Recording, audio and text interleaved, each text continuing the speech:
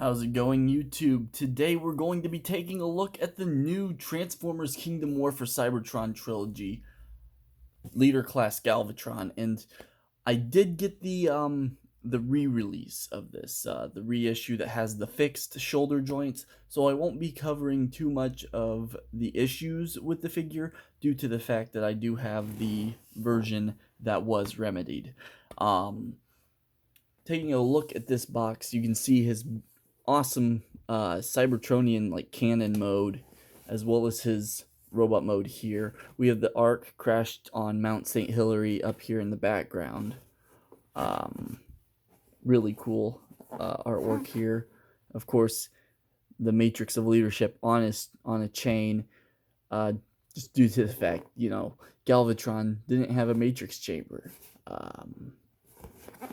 Going to this side, we have the same Kingdom artwork. Always amazing looking as well. Just fantastic. And now we finally get, to look at the Galvatron figure. That we see the silhouette of his face in the image. On the back, we have his just product shots, and looks pretty cool. I will say they do, the image does look like the chain should be like painted. It isn't. It's just the plain like gray silver plastic that we normally see with this. And of course you can see his cannon mode here at the bottom with the revenge ship weapons attached. That's about it for the box. We're going to take a look now at the card that he comes with. Mine came with a Dinobot, and it's the Dynomus alternate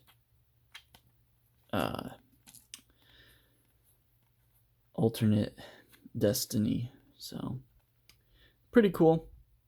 I'm not sure if I have all the Dinobot cards yet. Accessories wise, he comes with the Matrix on chain. It is removable from the chain. It's a very tight fit. I do like the paint on this one a bit more. For a comparison, I'm going to go ahead and get Rodimus Prime's Matrix out of his chest. So you can see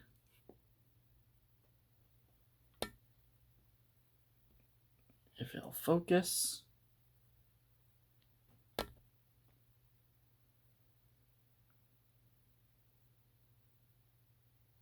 Pretty cool. I think this is my favorite version of the Matrix so far. However, it is also the only one that can actually attach to the 5mm port on here. So it's kind of a bummer that we can't use the others on here, because I would have put the other ones, one of the others on here, and use this maybe in Optimus Prime's chest. Let me go ahead and put this one back into Rodimus's chest here. Another accessories that he comes with, as I mentioned, he's got like 2 copies of the Revenge ship. These scale with the Galvatron or the Unicron figure, the HasLab Unicron. I don't have that. Don't plan on getting it. These are probably just going to be thrown into a baggie or somewhere. I don't think they look good as guns.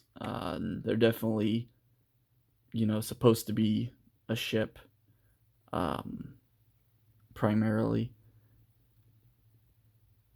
And they have this like cutout here. I'm not sure if that's to facilitate having maybe the little Galvatron standing in here. It looks about the same size as the base that the Optimus Prime figure stands on. Either that, or it's meant to tab onto the cannon mode somewhere, or the back of the figure. Let's see.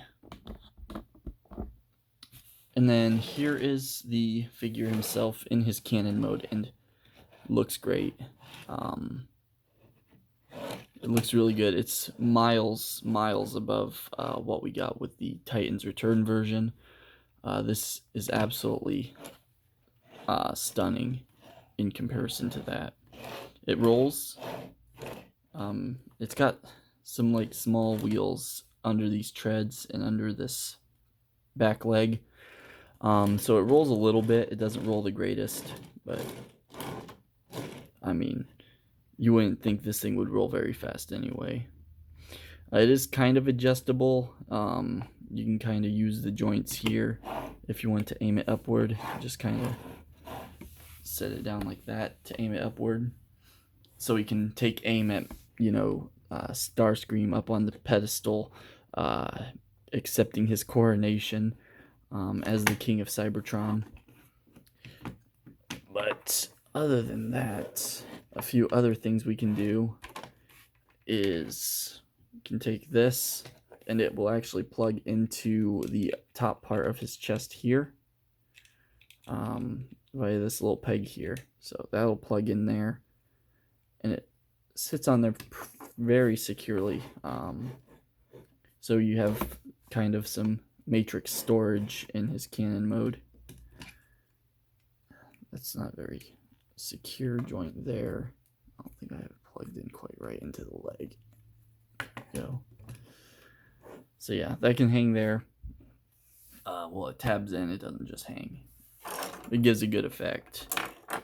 And then these, you're supposed to just like attach them onto the sides of this. Like so. And they're not... That is like coming out way more than it normally would. Like it doesn't do that very often for me. Just kind of collapse under itself. But they just plug in here. So yeah, that's an option.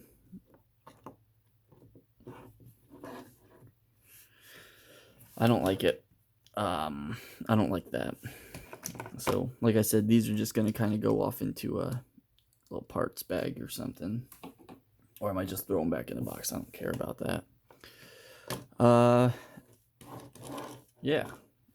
So for size comparison, I'm going to compare this mode with some other robot mode figures. So here he is with Starscream. I think that's a pretty good size.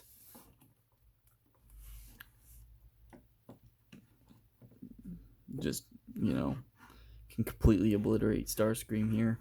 Here he is with G1 Megatron, kind of a scaled version of his alt mode. So that is the Megatron pistol that comes with the Centurion battle pack. So yeah. He does have two other accessories. It's a two-part accessory, really. It's his cannon, and it's attached for his cannon mode. It's his little fusion cannon that goes on his arm. Or particle beam cannon. Is that what it is? Something like that. And it's this piece here and this piece here. And they just combine to go onto his arm in robot mode. We'll cover that here in a minute. Let's see. I don't think there was anything else. He does have a bunch of 5mm ports all over, so you can attach your weaponizers or your other things to him, like your fossilizers, modulators, whatever. So you can do that as well. And that's about it for this mode. The details are very nice, but most of it carries over to his robot mode. Since he doesn't like turn into a real world vehicle or anything, they didn't really have they were able to take liberties with how he looked in his cannon mode. The only parts that really don't show in robot mode would be like the outside of this barrel here, like this part here and back here as well as these struts here for his legs. Those don't really show in his robot mode, but we can go ahead and start his transformation. So the first thing you want to do is you want to go ahead and remove these two parts, and we can actually just connect them now. And there's his his particle beam cannon and fusion cannon. It does also have a post here, so if you wanted to, you could plug it in like that. Do be wary though, that because that is completely painted on that peg, so you could end up chipping the paint doing that. Setting that off to the side. Next thing you kind of want to do is just flip these up and in, and then just bring this up and it'll clip into place. Come to these parts here, and you want to just pull these forward, and that will actually free this up, so you can pull his side flanks out to the side here. And really now you can bring down his legs and separate them. And rotate, and you're going to bring these purple panels around, and this tab here will go into the slot, and on the opposite side you have a slot on the purple panel that'll go onto the tab on the gray piece, like so. And then you can flip out these heel spurs. Bring the legs down.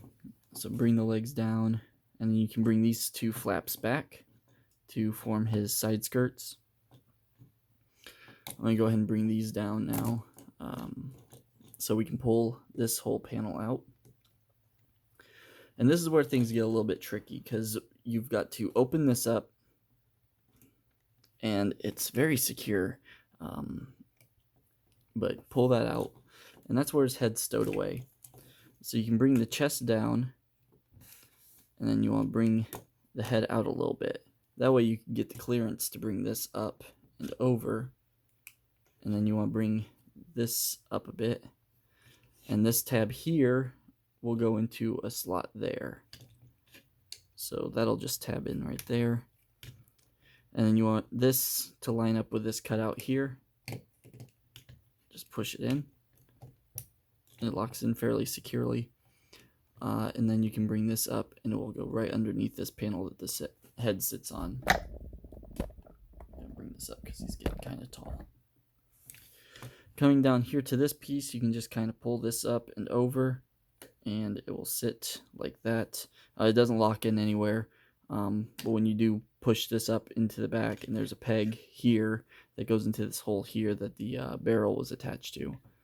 Once you do that, it holds this in place fairly well, so you don't have to worry about it falling off or anything, or falling off to the side. Then you want to just bring up this piece here, and that will lock in to the side on this tab here. And then you want to bring this down, and it will clip over this, as well as tab in here, and then this will just kind of rest underneath there. And here it clicks into place very nicely. You can bring up these shoulder pylons now.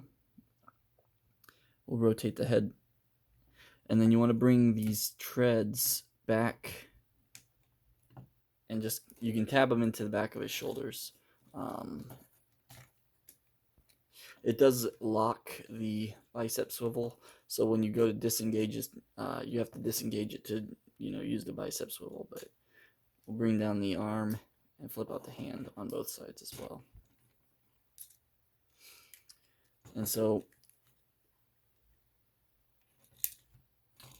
like I said, when this is tabbed in, if you rotate it, it will swivel a little bit, but it will pop out to fully engage that bicep swivel.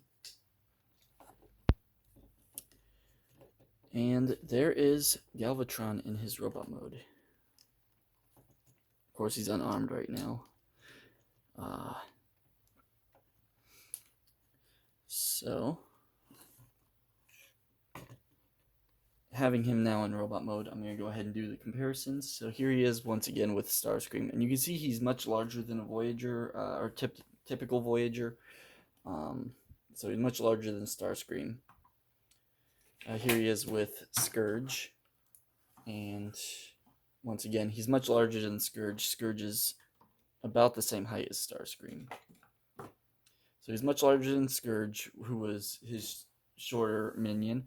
And then you can see that Cyclonus, being a really tall Voyager in this series, he actually is slightly taller than Galvatron at the top of his ears.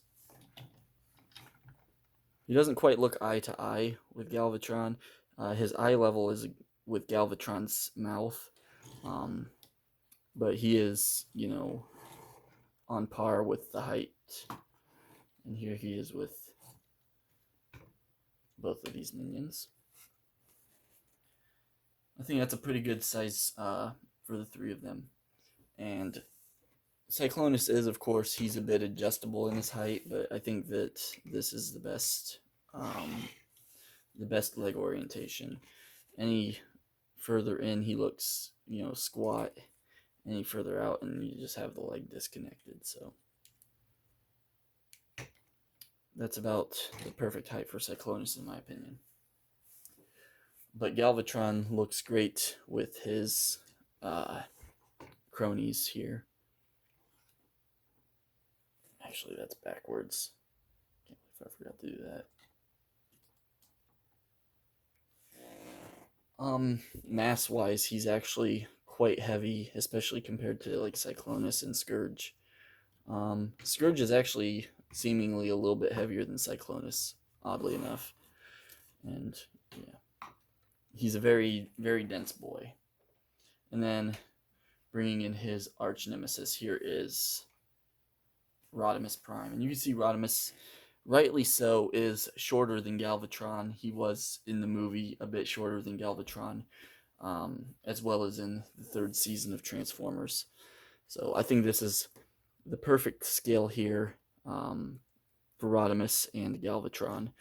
You can see Rodimus comes up, just his eye is about at the just above this crease here in his chest. So pretty good size, in my opinion. However, what I don't like about Galvatron here is that, whereas we have posable fingers for Rodimus, Galvatron's hands are about the same size, but they didn't bother to do opposable fingers for Galvatron. It's a bit of a bummer, quite honestly, especially since he doesn't exactly have to carry these weapons here. He didn't have to have just 5mm ports for his hands, and at the leader price point, even Optimus Prime, who came with a trailer and everything, had opposable fingers. So Galvatron definitely should have had opposable fingers in this release. So there's his comparisons, how he compares with some of the other figures. I'm going to move Cyclonus out of the way, because I think he's messing with the focus a little bit. So, Articulation. His head's on a ball joint, but it's like attached to a stem that's attached to this panel with a pin. So it feels like it wants to move at the base more, and it feels like the ball joint's just tighter than that connection. So I'm not sure about the longevity of that. I could go in here and remove or loosen the screw up a little bit to loosen the ball joint on his head, but yeah, it's kind of a minor issue, though. Like, I could see somebody, if they wanted to try and get upward motion, like just pushing his head up a little bit is actually revealing the peg where it attaches into the base here. And just based on where the hinge is of this panel, it goes underneath that where that pin's at. So I could see an issue with that, maybe if somebody's child was a bit rough with it, easily shearing off the head. These pylons move in and out. They're on hinges, so they just move in and out. As you can see, this is the fixed version of the shoulders where they're higher up. The previous version actually had the shoulders lower, so they sat closer to this axis here rather than up here. So they sat something like there. If you can, yeah, you can see there. About 5mm short or lower than where it should be. But with this being the fixed version, it doesn't have that issue. I do also wish that he had an ab crunch. There's no real reason why they couldn't have worked an ab crunch into this assembly here. It would have come from inside of the lower abdomen. So I don't see why they couldn't have done an ab crunch right there. But he does have a swivel here. This panel up here moves for no real good reason. I don't know if they just did that for the part separation or the color separation of the figure, but it doesn't really have any other good reason of moving. It's never in the way of the legs articulation at all. He can kick that far forward just fine. He kicked back that far.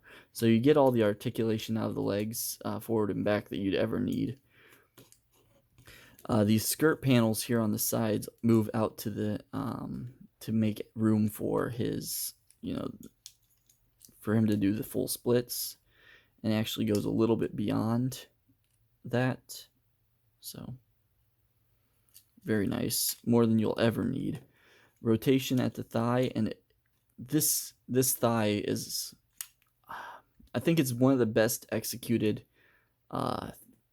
Transformers thighs that I've seen, where it's just a cut joint, but because his thighs are pretty much cylindrical, the cut joint doesn't cause any kind of obstruction or any kind of breakage in the sculpt. So you can get a full 360 rotation on that thigh without it looking bad. Knee is a little under 90 degrees. Nothing too terrible though. And then his ankles do tilt inward properly there. If you want to go a little bit further, you can actually disengage that, but it doesn't look good. So with it still not breaking the sculpt too much, that's about as far as you'll get on ankle tilt, which I think is enough. He's not going to be in a, in too wild of poses. It gives you a good A stance at the very least, and actually quite a wide A stance, to be fairly honest. These also rotate here, so if you needed to rotate them to use the waist swivel, because if you have it flush here, it's going to butt up against that panel on his back. So to make more use of the waist swivel, you can actually pull that out, and it doesn't break the sculpt too much either. His arms, I already showed, you have the up and down here, and it does go all the way up. Rotation at the bicep. It'll be hindered a little bit by the treads. If you have it, straight up and down, it will bang the air. I do have a little bit of splitting here in the bicep joint, and there's not really any way I can personally fix that, due to it being pinned here at the bottom, and there's no real pin at the top to hold that part together. So, and it's on both sides, not so much on this side, but definitely noticeable on this side. He has a double jointed elbow for the full run, and then his wrist can go in and out for transformation, but he also does have a wrist swivel. And there's a small stress mark at the base of his wrist here. I don't know if I can focus in on that. Let's see it. Just a little bit of whitening down in there. If I turn it to this side, maybe I can see it a little bit better. Yeah, just the slightest bit of whitening down here from a stress mark. Nothing on the other side though. So his wrists are a tight tolerance, so that stress mark, I don't think it's going to be a major issue in the future, but that's definitely something to look for on with the tight tolerance of this figure.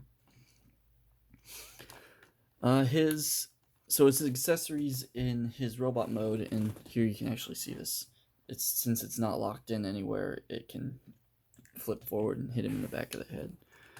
His accessories, though, once again, he's got these. You can just dual wield those if you want him to. So he can dual wield his ship for whatever reason.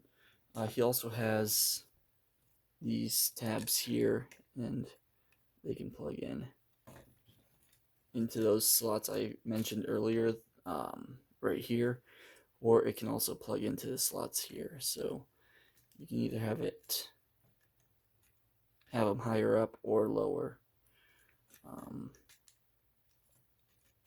So there's options there. Not sure if it'll. No, I'm not sure exactly what's supposed to plug into here. I don't think there's any kind of adapter that came with the Unicron.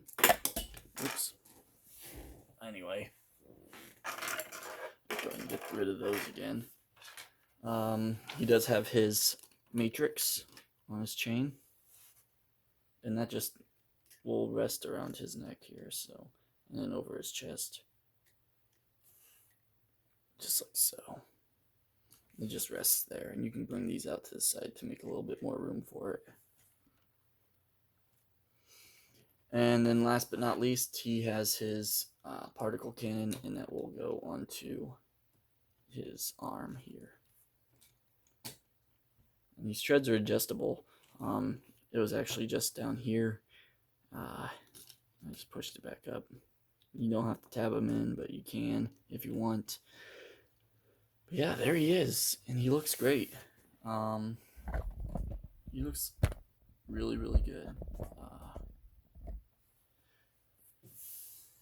Definitely, once again, much, much better than the Titans Return version that we got previously, as well as a more accurate transformation due to them not trying to shoehorn in a third mode just for the price point. I'm going to pull this off here so I can go over some of the paint. He's got silver paint here, and on his weapon here, he's got some like an orangish goldish paint here, almost like a bronze, just as detail on the particle beam cannon.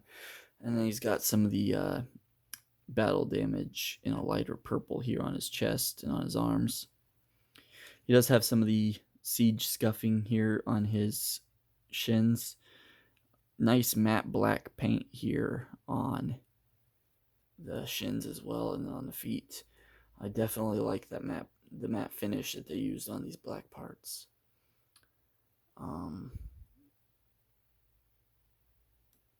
The back, really clean. Silver paint here. The face is pretty crisp, and then just this whole piece here on the inside is silver and gunmetal, and I think it's painted over black plastic, so they do have a gradient where it goes from a brighter silver into the black plastic here at the tip. So pretty cool. Very, very nicely done. And he's of course got the silver and red here in his abdomen, and also red here on the thigh, on the shins. And this is purple paint as well. So there's quite a bit of paint on this figure for a mainline release. Definitely more so than we got, with the Voyager class figures. I wouldn't say quite as much paint as we actually got with Rodimus, but quite a bit of paint altogether. And I definitely recommend him. He is definitely a recommend from me. So if you find him, definitely make sure you get the version that has the fixed shoulders. They are higher up on the body rather than being lower down on the body. And yeah, great figure. I want to thank you all for watching. This has been my review of Galvatron from the Kingdom line. Thank you for watching once again. You can like and subscribe. And until next time, till all are one.